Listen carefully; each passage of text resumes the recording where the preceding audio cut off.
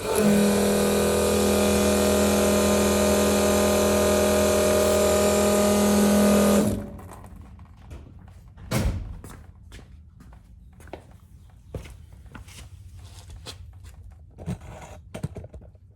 right, guys, so you watched that video when I went and got the alignment, and I appreciate you watching that. It's the first time the Cougar's been out in 5 years. So some people saw it and some people didn't. But the bottom line, if you watch the end of that video, by the time I got to about maybe 50 or 100 feet from my driveway, the car died. And you can see it on the video. The fuel pump just wasn't making any noise. I coasted into the driveway real quick and coasted right up to DragBoss Garage. Then I had no fuel pressure, and I was like, you know, what's going on? I messed around with it. It did come back up, but I said, this isn't right. So here's what I found.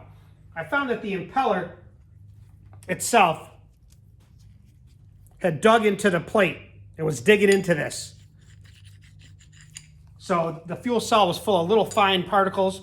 I have 2 filters on that, including this one here on the fuel pump, and then one welded going towards the regulator.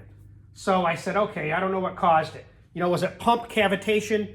I don't know. The fuel cell had about 7 gallons of C12 in it, so it shouldn't be that. And I really wasn't beating on it, and I've driven it like that many times out on the issues. So I said, okay, let's just go ahead and switch everything over to this pump here, my old one that I've had. I noticed that this pump here, the gauge that was on it is now stuck. So I don't know the whole deal with that, but I get frustrated. I said, I'm just not messing with it. Now this pump was one I bought off eBay that was brand new, NOS. I've always liked Barry Grant stuff since the 90s, that's Rain. And I got a few pumps up here, but now I'm to the point where I'm done with Barry Grant. So what I did is I switched stuff over to this fuel pump here, okay, BG 400. Put on a gauge that I had before, another one that I had in stock, so to speak, and put the filter on, mounted it on the car. Then started it up, well, just turned the fuel pump on, and you see that's the video you're just watching now. Gas was spraying out of this area right here. So there's a little seal, walrus seal or whatever, that seals the pump or the motor shaft to the impeller. This part right here. Because it goes down through here and drives that, and there's a seal that seals that. So I took the seal out of this one because it wasn't leaking, and I didn't have one, put it into this, put it all back up. Now that includes having to drain the cell of gas and going through all that. I put it up there, I turned it on, was messing with it, then it didn't have any fuel pressure. I turned it on a couple times, I'm like, I'm not sure. I know I checked gas going to it. I said, you know what, I'm done. I'm not playing around anymore. It gets to the point where I'm frustrated, and instead of beating a dead horse, I'm just moving on. I eliminate the fuel system, I don't have to worry about it again. So the guys from Magnafuel hooked me up, and I appreciate the tech line there. We talked about DragBoss Garage, they were really into it. So you saw the pictures. What you're going to see now is what I had before. And in the mail, I just got the new 4650, which is the Magnafuel pump with a built-in filter, and I'll show you that now. So I think what I'm going to do is fix these pumps, you know, maybe rebuild them. I don't know what I'm going to do with them. And then sell them on eBay or something and get rid of them. I mean, I have too many of them. I don't need them all. Maybe you guys want to try one. I don't know. But let me work on this fuel cell. I'll show you the mounting of the new fuel pump. Let me work on that, and then I'll show you the real kicker that I found out on my way back to DragBoss Garage from the alignment. So now, after learning that Barry Grant fuel filter does not supply enough fuel, at least for this pump, and they said that it will burn it up, who knows if it didn't affect the other Barry Grant I had. I don't know. Whether it's a fuel pump starvation or a cavitation issue, I don't know. But I'm frustrated. I'm done with all that. After learning that this fuel pump requires a filter before, which is not a big deal, and saying that the Barry Grant one that I have is not sufficient. And when I talk about the fuel filter, this is the one I'm talking about. BG 5000 I've used for years. They said that this is like a 50 micron filter. It's too small for the Magnafuel pump. And who knows, maybe there was an issue here, I don't know. But bottom line is, you see the pictures of this fuel pump here with a faceplate worn, and now this one leaking. I'm done with this. So after talking to the sales rep, who's a technical rep at Magnafuel, I said, I'm not even going to put this pump in. I just kind of wanted to mock it up to see what I needed. And I ordered the fuel pump that has the built-in filter, which got here today.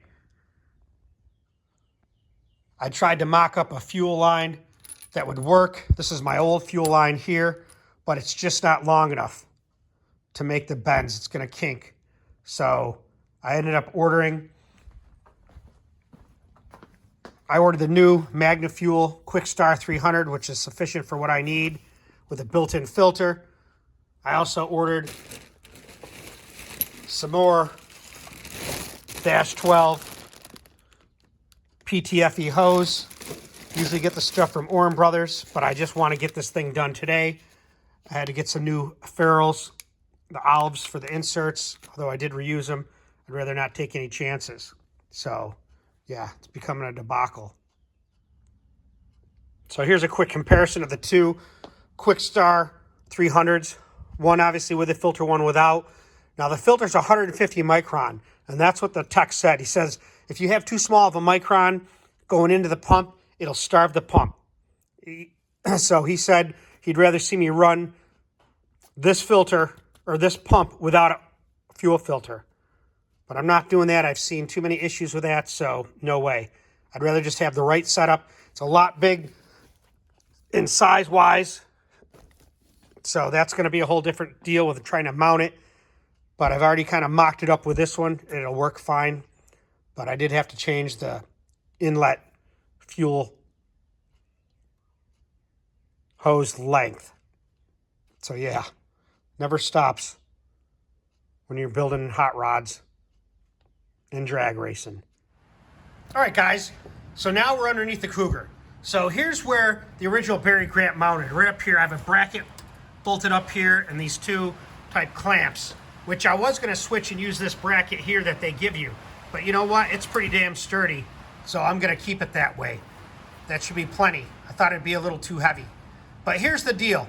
Here's where the inlet's going to come in, and here's my fuel cell. This is -12. So this is the original hose here. Actually, it's not. I tried to make one out of what I had left over, but it's still not long enough. Because if you see it here, to try to get it to bend without a radius, it's just going to be too difficult. You know, could I make it shorter? Well, if you make it shorter, it's not going to do it. It just needs, I think, to be a little bit longer so it can stick out and come straighter without this tight bend right here. So that I can change. I got the new hose you saw already. Now going to the tank, or to go into the regulator, is the outlet right here. And that's this fuel line. So that'll bolt right up, and then it has a bypass up here. You can see it right there. And then here's the bypass hose that goes to the cell. So it's actually a bolt-in, other than getting a piece of longer -12 to get it to work out right. You can see the difference between -12 and -10 right there. But yeah, that'll look good sitting up there. It'll be stable. So let's rock. So I'll kind of show you the line comes this way. There's where I dragged the bumper quite a few times. You can see that. More war wounds. Delalume bushings for the leaf spring. Those are nice, very key. And then there's the other filter I have. Now that's a 40 micron filter going to the regulator. And then the line goes all the way up. So another thing, along with changing the fuel pump, I've always ran this Barry Grant 4-port regulator. Again, brand new. I don't even think I've used it since when I started this new combination in 2018. So I have no problem with this. It worked well, but I said, you know what? I'm not going to mess around with it. I'd like to keep components the same. So I ended up buying the Magnafuel 9633, which is their regulator, and I switched the stuff over to it. -10 coming in, -6 going to the carburetor. And then the T for my fuel pressure gauge, and then for the regular analog pressure gauge is going to go here. So these things are hard to come by. They're actually a pretty nice unit. I've never really heard any issues with these. I got a couple of these. Should put them on eBay. Get my capital back. In this case, I want to mount it to where the Barry Grant was, which has this bracket right here. and I made a little rubber insulator. So here's theirs. I have no way to mount it, but what I did is I have a bunch of these brackets. You guys probably got this stuff too. I don't know where they come from, but I collect all that stuff. I never throw anything out.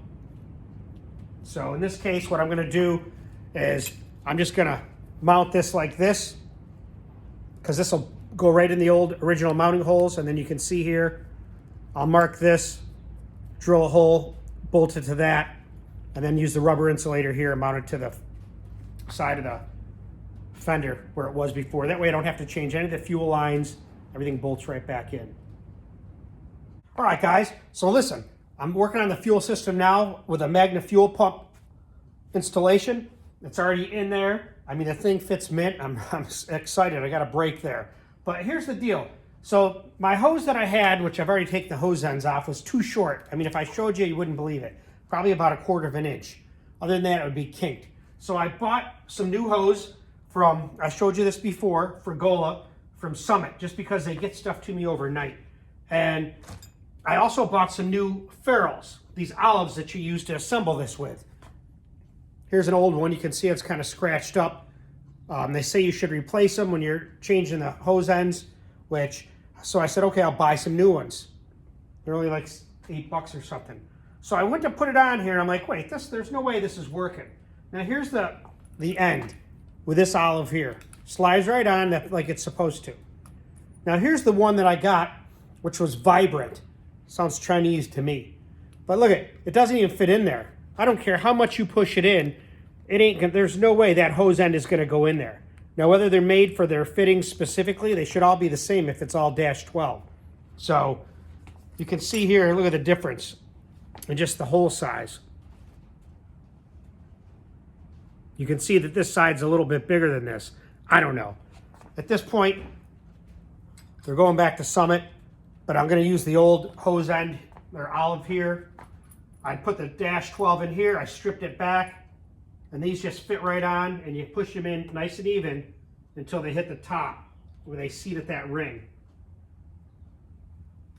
Then you just install the end, and I lubed this up already.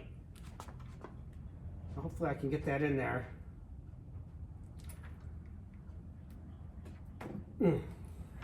Nice. Then you bring this part up, kind of bring it up, and I like to thread this onto here. Now I made another tutorial, which is either up now or I'm going to put it up. But once I get a few threads in it, then I like to spin this back in. So slide it down in your vise. The hardest thing when you're putting this stuff in is make sure you cut it straight. And I found the best thing I use is a bandsaw to get it to go nice and straight.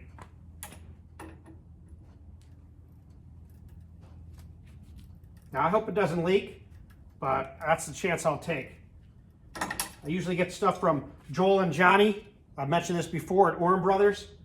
They get stuff to me pretty fast from California. I just wanted to get this done as soon as possible. And like I said, Summit gets stuff to me overnight, which is great. They're in Ohio, Talmadge, Ohio. Now I was using AN wrenches, but one, you don't have good leverage with them. And two, they seem to mark up these fittings. This old crescent wrench doesn't hurt it. Question is, can I get one more flat? And I think I can.